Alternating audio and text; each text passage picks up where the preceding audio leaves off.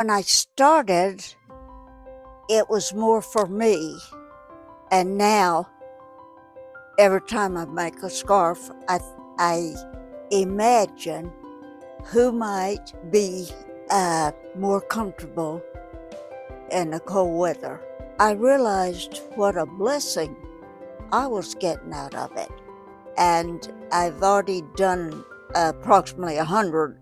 It's just something I like to do. I volunteered in the kitchen the last 2 times I came, but the first time we were out like packing oranges and stuff like that. I like to help out other people, and it's fun here. You always have a new experience when you step into the building. But it just feels like you're putting action behind your words or behind your convictions or your passions or what the change you want to see in the world. I don't want my kids to leave my house not knowing how to give hope to somebody else. Whatever that looks like for that person, I don't think we get to define that. Because our buckets have been so filled, we can pour out into other people's buckets to continue to fill those and break cycles and just see the grace that really is present. Kind of crazy sometimes, but it's also really fun because you get to serve those who don't have as much as we do.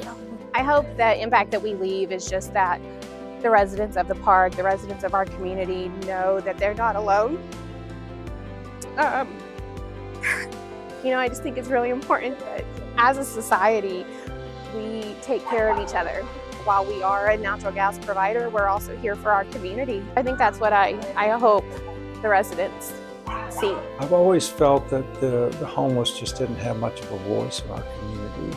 And I just thought that, maybe I can help in some way to give homeless a voice in our community, because there are people that can be helped and they need help, and it's up to all of us to get involved. We believe very deeply that the unhoused should have a life that they can be comfortable with and see some dignity, have trust with their environment. I work at Amarillo National Bank, and in our training department, I help roll out some trainings for products. And that's exactly what I can help with here at Transformation Park too. So it's really fun to get to come here and use my skills that God has provided me with to help serve our community and to build connection.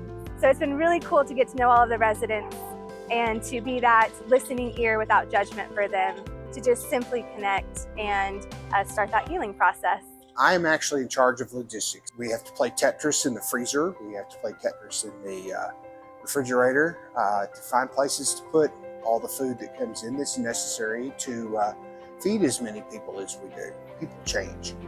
And Devontae, for instance, he is probably one of the best residents that I've ever worked with here. I've seen him grow. He's just a really, really good guy. My husband and I are committed to serving Transformation Park. One of the things that I do as a volunteer for Transformation Park is to write thank you notes to donors who give different things to Transformation Park.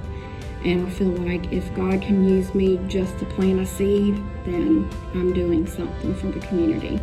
So I go up to Transformation Park and I interview all of the residents there, and I get some photos of them and I pretty much document their story. I thought, what better way to put that to use than to actually putting a human aspect on what homelessness actually looks like and how everyone is just one tragic event away from something like that happening in their lives. It's hard to hear these stories because you put personal aspects to them.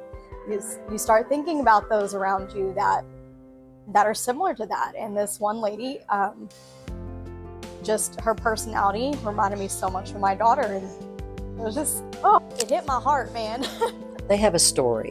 Everyone has a story. And when you listen to that story, when you talk to those who are in that situation, it is deeply heartfelt, and they really take to being seen.